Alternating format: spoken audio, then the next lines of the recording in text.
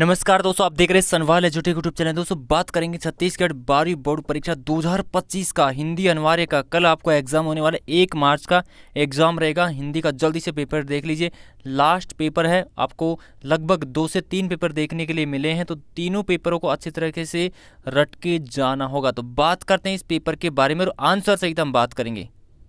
जी हाँ दोस्तों, ये है 12वीं क्लास का हिंदी का पेपर है। 3 घंटे का एग्जाम होगा और मैक्सिमम मार्क्स 80 नंबर रहने वाले हैं। तो फटाफट से इस वीडियो को जरूर देखें और अपने दोस्तों को जरूर शेयर कर देना वीडियो को। खंड कह के हम बात करते हैं। अपठित गद्यांश दे रखा है, उसको पढ़कर जो भी क्वेश्चन दिए गए उनके आंसर देना होगा। तो पहले आप इस गद्यांश को पढ़ लीजिए और उसमें जो भी क्वेश्चन दिए गए हैं सभी क्वेश्चनों के जो आंसर किए वो आपको बताई जाएगी।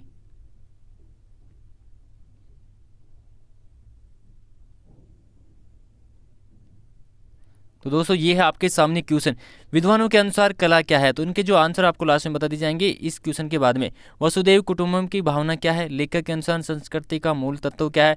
मनोरंजन का संधि विच्छेद और महत्वपूर्ण समास विग्रह बताना होगा। अभिरुचि शब्द में उपसर्ग क्या है? मानसिकता शब्द से मूल शब्द या प्रत्यय अलग अलग लिखना होगा। जीवन का सौंदर्य किसे कहा गया है? प्रस्तुत गद्यांश का उपयोग शीर्षक क्या है? तो पहले क्वेश्चन के आंसर के बारे में देखते हैं।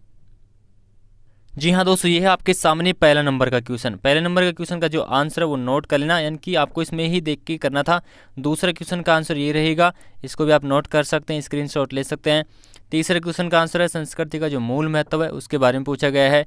4 नंबर क्वेश्चन में शब्दों का व्याकरण विश्लेषण पूछा है, तो ये भी देख सकते हैं। मनोरंजन का मनो प्लस रंजन संधि विशेष पूछा है। और महत्वपूर्ण का समास विग्रह महत्व प्लस पूर्ण यानी कि तत्पुरुष समास हो गया। उसके बाद शब्द संरचना के बारे में पूछा है। अभिरुचि शब्द में उपसर्ग अभी आएगा। मानसिकता में शब्द में मूल शब्द मानसिक और प्रत्यय ता रहने वाला है। जीवन का सौंदर्य किसे कहा गया है? तो सकारात्मकता से भरी हुई कला का जीवन को सौंदर्य कहा गया है। प्रस्तुत गद्यांश का जो उपयोग शीर्ष है वो कला और संस्कृति और प्रभाव कला का जीवन का महत्व हो गया। उसके बाद में बात करते हैं नेक्स्ट क्वेश्चन के बारे में।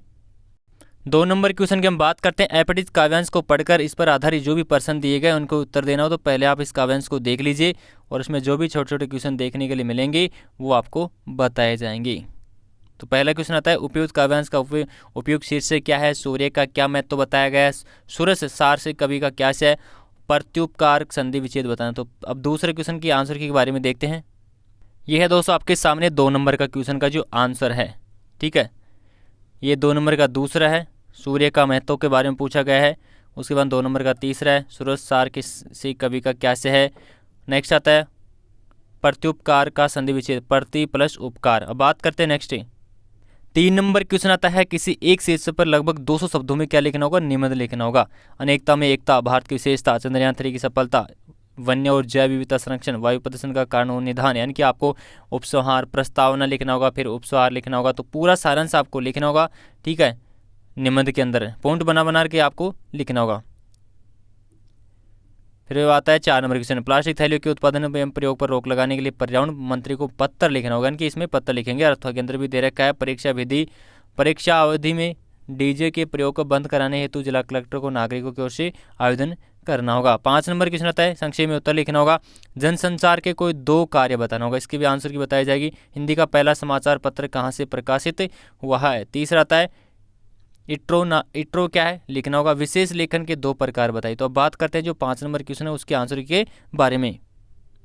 यह है दोस्तों आपके सामने 5 नंबर क्वेश्चन, जिसका क्या है 2 कार्य इसमें पूछा है, सूचना देना, मनोरंजन करना, और इसमें पॉइंट बनाकर लिखना होगा।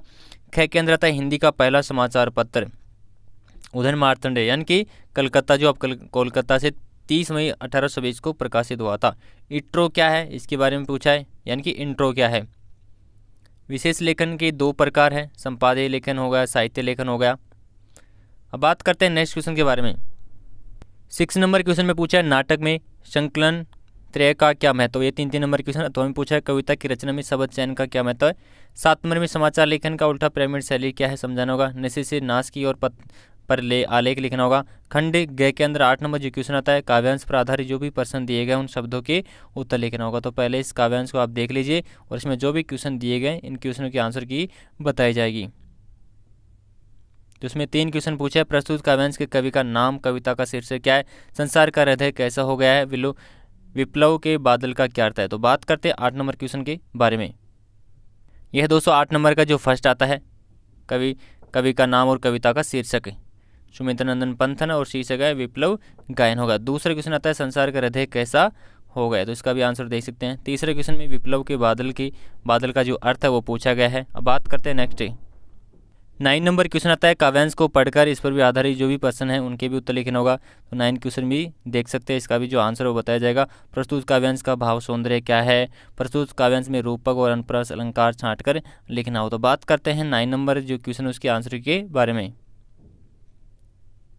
यह है दोस्तों आपके सामने जो 9 नंबर का जो फर्स्ट है काव्यांश का भाव सौंदर्य, तो पूरा लिखना होगा। पूरी जो लाइन इसमें लिखी गई है पूरी इस तरीके से आपको इसका आंसर लिखना होगा। सेकंड क्वेश्चन में आता है रूपक और अनुप्रास अलंकार। तो रूपक जो अलंकार है ये जो दे रखा इसमें है, अनुप्रास अलंकार इन पंक्तियों में रहने वाला है। बात करते हैं नेक्स्ट 10वां क्वेश्चन आता है उसका फर्स्ट है रस का अक्षय पात्र से कवि ने रचना क्रम के किन विशेषताओं का इंगित किया गया है। ये बड़ा क्वेश्चन है, 3 नंबर का है। बात और भाषा परस्पर जुड़े होते हैं किंतु कभी कभी भाषा के चक्कर में सीधी बात भी टेढ़ी हो जाती है, कैसे। उसके बाद जो 11 नंबर क्वेश्चन है गद्यांश को पढ़कर इससे संबंधित प्रश्नों के उत्तर देना होगा। तो पहले आप इस गद्यांश को देख लीजिए और इसमें जो भी क्वेश्चन बन रहा है उन क्वेश्चन के आंसर की बताई जाएगी। फर्स्ट क्वेश्चन आता है कविवार रविंद्रनाथ ने राजोधान के बारे में क्या कहा, कालिदास सुंदरता का अवलोकन किस प्रकार करते थे, उपयुक्त गद्यांश के लेखक और पाठ का शीर्षक क्या है। तो बात करते हैं नेक्स्ट इस क्वेश्चन के आंसर के बारे में। यह है दोस्तों आपके सामने 11 नंबर का जो फर्स्ट है उसका आंसर, इसको नोट कर सकते हैं। उसके बाद में 11 नंबर का सेकंड, कालिदास सुंदरता का अवलोकन किस प्रकार करते थे। 3 नंबर में आता है गद्यांश के लेखक और पाठ का शीर्षक, यानी लेखक है हजारी प्रसाद त्रिवेदी, पाठ का शीर्षक कलाकार की स्वतंत्रता। उसके बाद में बात करते हैं नेक्स्ट आता है 12 नंबर क्वेश्चन। 12 नंबर के क्वेश्चन में है पहला क्वेश्चन आता है धाक धिना तिरकट तिना ध्यानात्मक शब्द का जो लूटन के लिए क्या अर्थ है। तो इसका जो आंसर बताया जाएगा। साथ से जो सेकंड और दूसरे क्वेश्चन ये थोड़े बड़े क्वेश्चन है तो ये देख सकते हैं। 4 क्वेश्चन आता है। फिर उसके बाद जो 13 नंबर क्वेश्चन आता है ये बड़े क्वेश्चन है। 4 नंबर क्वेश्चन है 13 नंबर का अथवा हो गया। फिर 14 नंबर क्वेश्चन आता है कै है और इसमें अथवा में दे रखा है कै दे रखा है, ये भी 4 नंबर के क्वेश्चन है, ये बड़े क्वेश्चन है। पेपर आपका लगभग कंप्लीट हो चुका है। तो बात कर लेते हैं जो 12 नंबर जो क्वेश्चन है उसका जो फर्स्ट है इसकी आंसर के बारे में। यह है दोस्तों 12 नंबर क्वेश्चन का जो फर्स्ट है उसका आंसर। 1 नंबर का क्वेश्चन है तो इतना आपको लिखना होगा। पेपर कंप्लीट हो चुका, जल्दी से वीडियो को लाइक शेयर जरूर कर देना और चैनल को विशेषकर सब्सक्राइब करें। धन्यवाद।